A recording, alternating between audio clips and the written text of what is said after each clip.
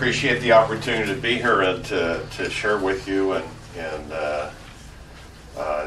Rod's introduction really set the stage for what we're talking about today. But it was interesting when I was looking about what your annual meeting is here and what the association does. It struck me that I wasn't clear at first why you'd be interested in high-speed rail and why CalTrain electrification. And then I found on the website that in the Annals publication of the association, there were 26 articles on the geography of mobility.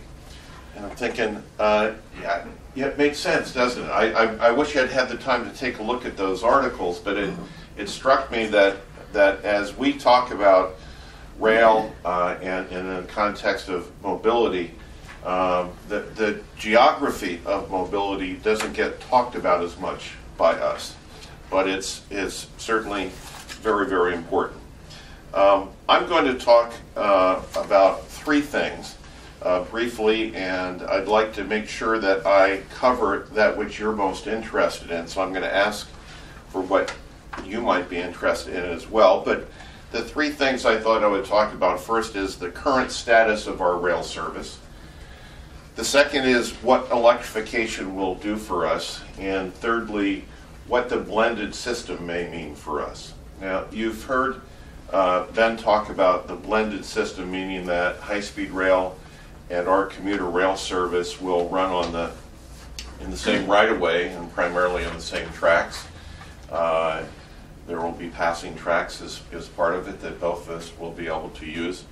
And so that blended system is going to be really important to our commuters, because it's going to enhance the service that our commuters have available to them, in addition to providing the high-speed rail service. But blended system comes later. Blended system comes maybe in 2029, though there may be some high-speed rail service before then that will be able to utilize our right-of-way.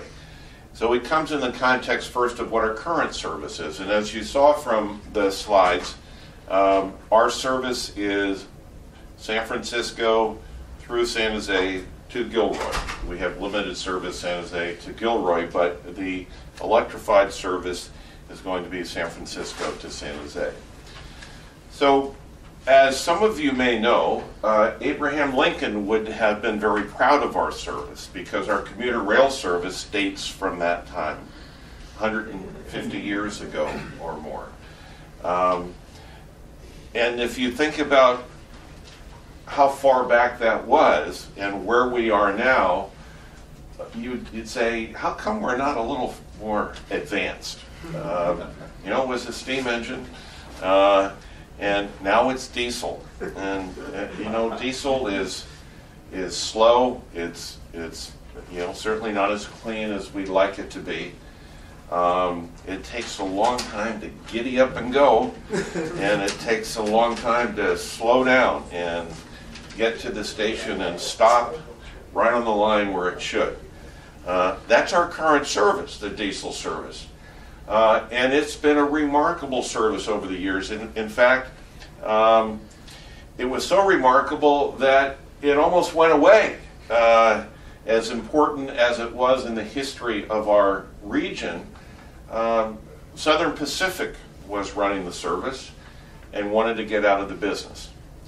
And fortunately, the combination of San Mateo County, which is right in the middle here, we're in San Francisco, next is San Mateo County, next is Santa Clara County, in which San Jose is located, for those of you who've traveled far distances.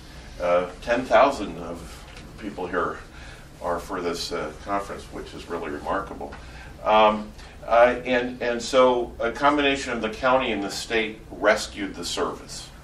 And boy, I'm sure glad they did. First of all, I wouldn't have a job if they hadn't done that, probably. So the train service wouldn't be here. But a partnership evolved between the three counties, San Francisco, San Mateo, and Santa Clara counties, to form a joint powers agency that together with the state, rescued this commuter service, and under whose tutelage the service has dramatically prospered over the years. It's been a tough time because in this joint powers agency for this current service, there is no dedicated source of tax revenue that goes directly to the agency. Each of the partners from San Francisco, San Mateo, and Santa Clara counties contribute an annual amount based upon a formula that has to do with boarding, and it's changed over the years, and to help subsidize the service. But there isn't a separate tax that is dedicated just to this service, which is a major issue for it. But it has survived, it has prospered, and over the last 5 years, the ridership has nearly doubled. It had years ago its ups and downs, but it is a booming service now. We provide rides to over 65,000 riders probably each weekday. It varies a bit. We run 92 weekday trains per day. We serve really the heart of Silicon Valley. Depending on where you're from, Silicon Valley is San Francisco, or it's San Jose, or it's right in the middle of San Mateo County, or as most people will say these days, it's a state of mind. But we have to deal in the physical reality, and the physical reality is we serve one of the most dynamic regions in the world. Along our corridor, with our 92 weekday trains and the 65,000 riders, is generated almost 20% of California's income. It's a significant part of the state's GDP. Actually, almost half of the patents that are issued that arise from people in California are from people or companies that reside along our corridor. We have Google and Yahoo and Facebook and Genentech and Oracle, Electronic Arts. There's one major company after another. We have the great universities, Stanford University, this along our right-of-way. They all count on our service. And Abraham Lincoln might not have realized that was going to happen 150 years ago. Not all of us realized it was going to happen 30 years ago. But it's here, and our service now is at capacity. Our diesel service, which is not environmentally sensitive, which is not quick like an electrified service can be, is just straining. Standing room only at peak hours. We are constantly requested to have more stops, more service, but we can't do it under our current system. We can't do it with our diesel system of operating. And we can't get to the next level without electrification. And so when we talk about the significance of high-speed rail to us as what is called a bookend in the investment that high-speed rail and really the state of California is providing, the significance of high-speed rail to us is not just that high-speed rail will be available to the people who live along our corridor. It is that because of the investment necessary for the foundation of high-speed rail, we will be able to electrify our service. So why is that important to us? Well, electrification of the service does a number of things. One is it gives us new cars that are electric cars. Why is that important? Well, for a variety of reasons, including the fact that they will be clean, they will be reliable. We have an aging diesel fleet that if we don't electrify, we'd have to be buying new diesel locomotives and cars that are not suitable for today's age. And so we're going to have electric cars that provide us a quicker service because it doesn't take forever to stop at a station. It doesn't take that long time to slow down, and it doesn't take that long time to giddy up and go. And that's a big deal. The giddy up and go part is a really big deal for our service. And so that electrification is going to provide us a cleaner, more efficient, and quicker service, which ultimately, with some additional improvements, is going to allow us to almost double our capacity. And as I said, in the last 4 or 5 years, we've almost doubled it already, and we're going to get, at full electrification, some years down the line, potentially have capacity to more than 110,000 riders per day. And that's very significant. It's absolutely needed. And it's not needed just for our train riders. It's needed for our entire corridor. Any of you who have driven in the area of San Francisco to San Jose, whether you're heading down that way or coming up this way, will know how congested that is. It is not going to get less congested. It is going to get more congested.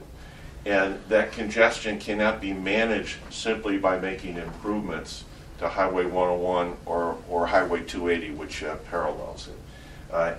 We just can't do it.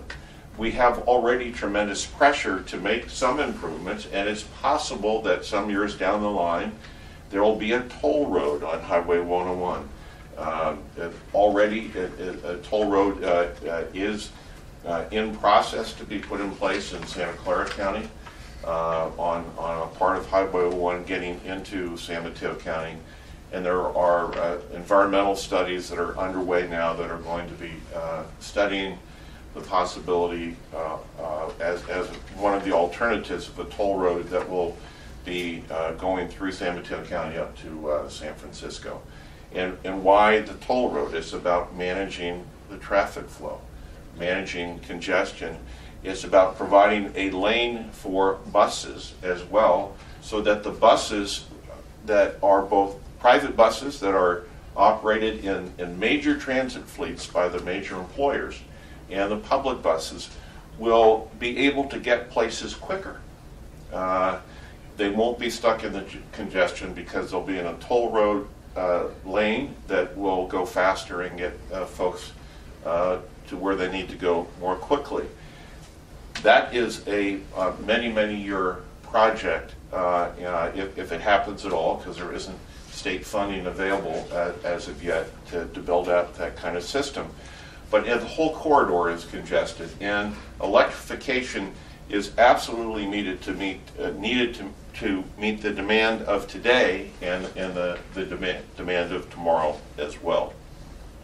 So, where are we in the electrification process? We are in a position, we hope, that we can enter into contracts for the design-build contractor and to enter into a contract with a separate contractor to purchase the electric units this summer. We have some things we have to tie down. There's always complexities in this and tie down the prices and the budget, but we're confident we're going to be able to do that. And if we enter into the contracts in the summer, the build-out schedule would likely get us to what we call revenue service in 2020, meaning that we would have electrified trains running on our CalTrain tracks in 2020. That would be, at this stage, in the stage of the budget, 75% of our fleet would be electrified, 25% would still be diesel. The diesel can run on the electrified track. And so we're hoping for that. We have tremendous regional support, great local partners, and we have tremendous state and federal support for the project. And it's looked at as having independent utility, meaning that with or without high-speed rail, this is a needed change to our service, but with high-speed rail, it can actually happen. High-speed rail is the difference maker for electrification for CalTrain. And so what does that mean then? What it means is that our right-of-way from San Francisco to San Jose will be shared with high-speed rail in the blended system that Ben spoke about. And it means that there will be some changes to our right-of-way once blended system environmental work is done and alternatives are decided upon, that will cause some safety improvements and other enhancements so that we can share the right-of-way in a way that allows us both to maximize the service.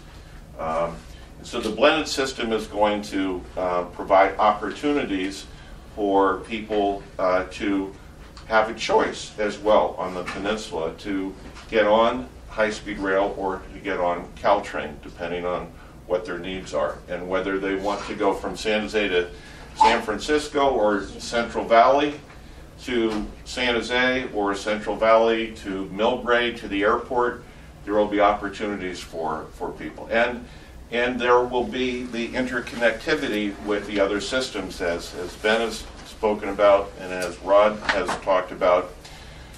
The CalTrain corridor is not a standalone corridor. It is part of a regional and ultimately a statewide system, a statewide rail system.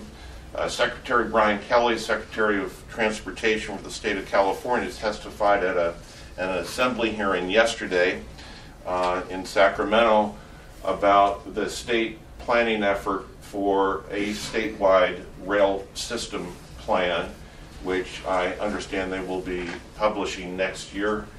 They've done a lot of work, and it's all about interconnectivity, making sure that we don't have just standalone systems, but we have a true statewide rail network. And the state is very serious about it, and it's also one of the exciting things about electrification and high-speed rail.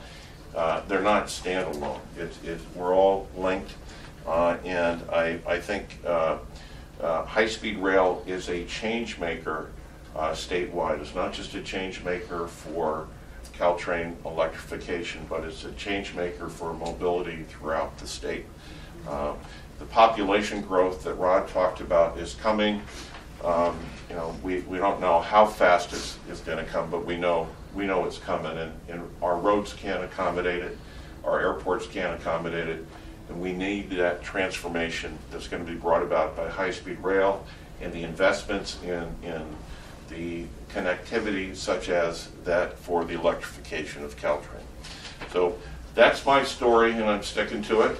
Ben and I have been together at many a presentation, and I know that you're going to learn more from Ed after the break. One of the things I'm very lucky to and benefited by, I'm just a year into my position as the executive director of CalTrain, and we have great partners. It's a three-member agency. We have a joint powers board that governs the CalTrain commuter rail, 3 representatives from San Francisco, 3 from San Mateo County, and 3 from Santa Clara County. And Ed, as you know, is the head of all transportation in San Francisco, and he's has given me good advice since I've been in my position, and our counterpart in Santa Clara County as well. They've both been good at sharing their advice and experience, and it's a great partnership that we have in this region. We have such regional support that's really incredible from the businesses, from the Metropolitan Transportation Commission. The state is a strong backer of our electrification, and we are a poster child at the federal level. We have received a tremendously warm welcome from the Secretary of Transportation of the United States, and we are in the President's budget for this coming fiscal year for funds to support our electrification, and have recently as well been awarded approximately $73 million from prior appropriated funds to use towards our electrification project. So there's a lot of exciting things going on in a really exciting region. I'd be happy to answer any questions. Yes, Rod. Jim, you did mention that you served a term on the High Speed Rail Authority Board. I did. Before that. Just trying to live that down. How is that helping you to understand the blending of the systems? Thank you for that question, Rod. I was 4 years on the High Speed Rail Authority Board and left in March of last year. I was vice chair at the time as I accepted my new position.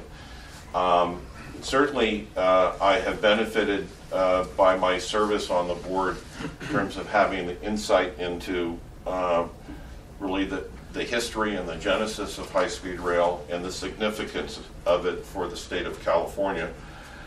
When I got on the board, there was still controversy as to the future of high-speed rail in the state of California. And I was very pleased to be involved in really the full assessment of the viability of high-speed rail in the state. Governor Brown, when he had his appointees first on the board, really asked that there be another look at high-speed rail really work in California. Is it something that he should really get behind? And as is evident now, he supports high-speed rail beyond belief. He is foursquare behind it and has pulled out all stops to support it. And I was very pleased to be part of that process of taking a look, and I'm a big believer in high-speed rail. Not just because of the investment that it will do for CalTrain electrification. I think that's an integral and essential element. But I believe it's really, really necessary for the entire state. And I think it's doable. I agree with you completely. It's a shame that we're so far behind. When you talked about the system in Japan, I lived off and on in Japan for over 8 years. I never had a car there. I was taking the Shinkansen in its relatively early days in the 1970s. There is absolutely no reason other than having to overcome the normal challenges in California of lawsuits and doubters and constrained resources. There is absolutely no reason why we cannot have a successful high-speed rail system that is part of, in California, of a statewide rail network that includes a very successful CalTrain electrified service. Yes, and then in the back. Okay. So between San Jose and San Francisco, CalTrain will be operating a service and California High-Speed Rail will be operating a service. Can Yes. you characterize the differences in operations of the two services? Only in the general terms. The high-speed rail has to do its blended service operational plans, and we'll be working together with them on that.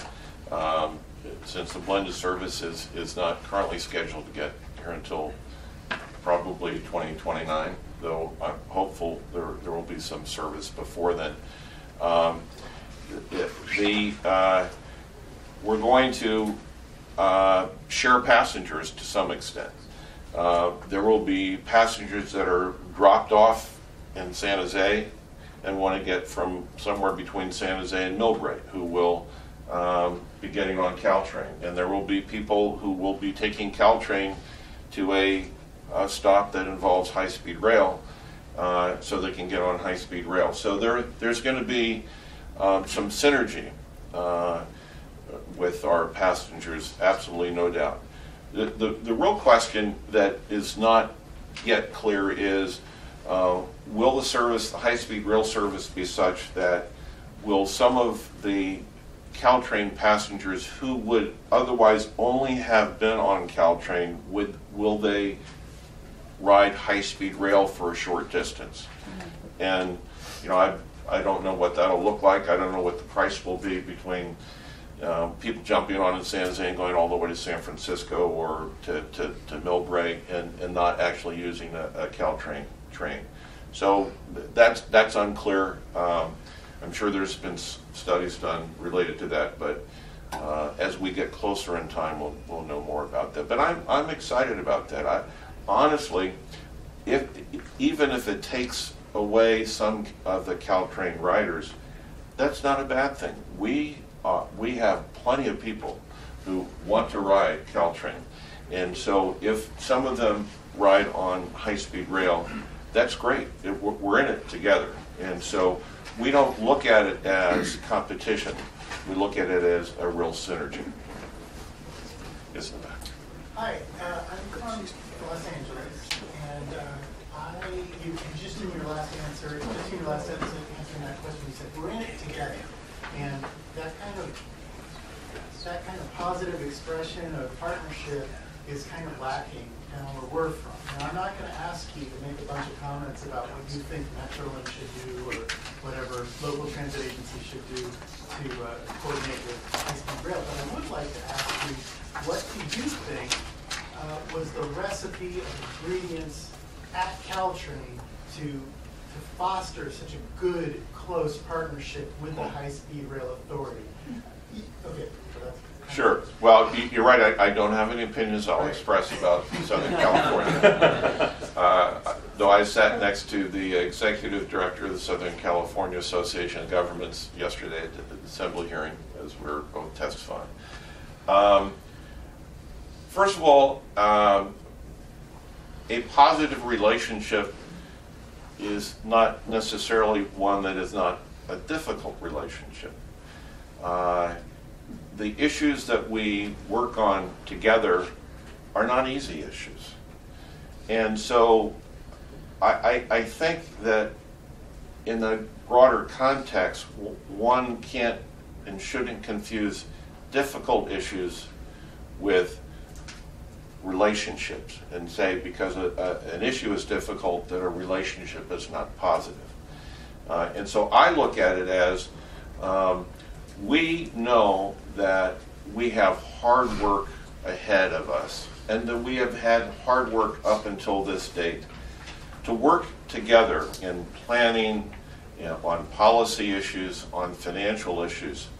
And it's not going to get any easier. But I think what we see is that the mutual benefit outweighs frustrations over difficulties. And so we'll have some difficulties down the line, but we will overcome them because we see that the mutual benefit is there. And so I think it takes a lot of hard work, and it takes some patience, and it takes a realization that none of this is easy. It's just not easy. But what is easy? That's really big. Right? It's just, and so but you got to see the benefit. If folks in Southern California don't believe they have a benefit, and I believe they do. And I believe the revised business plan does provide significant benefits in recognition of a financially constrained system and regulatory requirements that don't make sense in some sense. I mean, we would all be doing things a little bit differently if the law was not so proscriptive in terms of how you have to do this. And it would be easier if some of the environmental regulations were different, but they're not, and the law isn't different. And so you have to live within that. And so it's the hand we're dealt, and we got to play with it. But we know that we can be successful. And so I'm hopeful that in Southern California over time, the attitudes will change. I believe that at the hearing yesterday, the executive director of the Southern California Association of Governments, which I was shocked to learn, I think there's 180 cities part of that. I don't know how you have a board on that. San Mateo County, the City County Association of Governments, I thought was unwieldy with 20 cities. So how you do it with 180, I don't know. But, time will tell. Gillian? I have a question. So I know that you also wear other hats. So you're the general manager of SAMSAM, which is the San Mateo County bus operator, and you're also the general manager of San Mateo County Sales Tax Authority, which funds transportation issues. So you mentioned Google and Genentech and Apple and Yahoo, and they've now grown these very significant bus fleets that serve their campuses. And I was wondering, wearing the multiple hats that you wear, how you reconcile sort of the difference between the land use patterns that we have here on the peninsula and the transportation patterns. How do you think about that? Because we basically have these big campuses that are along the freeway and not along the rail line. Well, if I had a magic wand, I'd reconcile it in a certain way in terms of where people would be located, but I don't have that. You know, I think to some extent it can't be reconciled because of the who controls land use. And it's each of the cities that control land use and where they put or zone for where campuses, major campuses might be. And so in that sense, you know, we can't reconcile it, but what I can say is that as it relates to CalTrain and the overall 101 corridor, the reason for the major employers coming to us is not just a train, but it's also the bus, and they're talking about buses, and they come to us also about roads because we can invest in the freeway, and so to some extent, because I wear those three hats, we can play a synergistic role on the transit solutions to what sometimes seems to be irreconcilable. And we also have a recognition that, as it relates to the rail, that many companies are making their decisions as to where to locate on the peninsula by how close they are to a CalTrain station.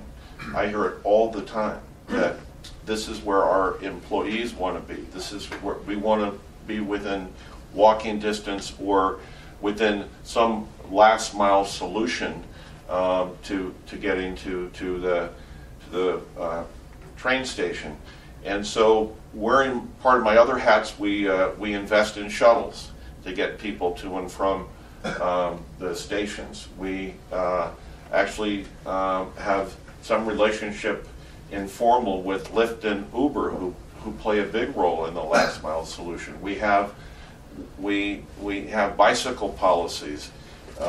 We have our buses that help feed the train stations as well. So we're able to try to put it all together, but within the limitation of if you're 10 miles from the highway or you're 10 miles from the train station, it's awful tough. And the major employers, they have buses for a reason. Public transportation in our counties can't provide what they need. At the same time, they are so supportive of us on CalTrain, it's unbelievable because they recognize even as they're providing thousands and thousands of bus rides on their private service for their employees, they need CalTrain and they need it to be electrified. And so, you know, we're really gratified by that tremendous support, but they want more and they want it now.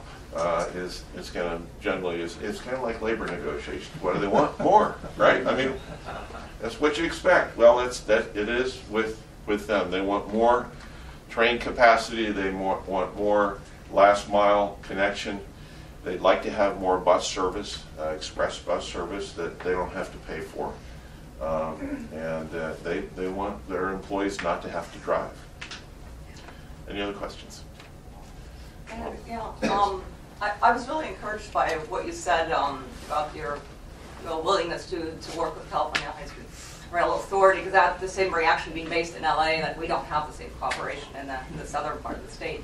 But the other question I have, I guess it's related because I've been sort of a lucky recipient of some of these Mineta Research Institute grants with Anastasia, where we look at European examples of systems and stations and sort of seek to draw lessons for California in the future. And I'm German originally, so come from the most blended system country in the world, and sort of that's the only thing that ever made sense to me in sort of densely polycentric regions. So I have this big sense of relief that California sort of, saw the light, and that's a strong way to go for the bookends.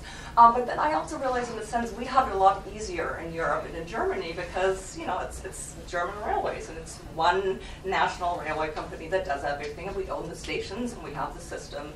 So I just wanted to follow up on this idea of how you really think that the biggest challenges are at the level of interoperability for the stations. Because it's not just sharing the corridor, it's the stations, right? So you say you have a good working relationship, but in terms of really making stations and the surroundings work, where do you see the biggest challenges in carrying that forward, and what we might do to... Well, I think Ben would know more system-wide because he's got the whole system and the, and the station planning related to that. For us, there are going to be some challenges, but right now, San Jose, Millbrae, and San Francisco are less of a challenge in terms of station planning. There are platform height issues that are very serious and difficult issues, but in terms, they're already existing areas. We're not, so Millbrae in particular, I think, is less of a challenge. San Francisco, the challenge is where are you really stopping? Well, you're going to be stopping at 4th and King because that's where the stop is.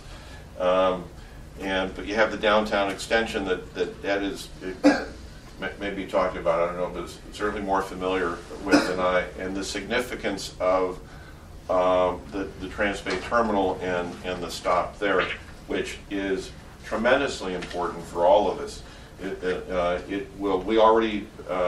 We know that more people will ride CalTrain if they can get to that through the downtown extension to the Transbay Terminal, and so there's planning efforts related to that with high-speed rail.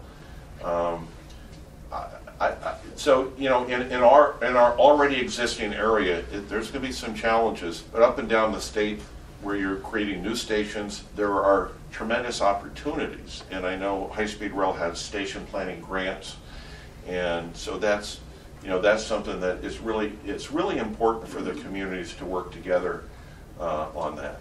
And there's opportunities, and we're going to be working on that as well. San Jose is going to be an interesting issue because San Jose, one of the current business plan has the high-speed rail coming in at grade. I know the environmental studies are going to take a look at alternatives as to how it might come in, and what does that mean for the station and the capacity there. That's a big deal. And the prior assumption was it was going to come in over the top and not right have its own platforms and so forth. So San Jose is going to be an interesting area. Thank you. Thank you very much.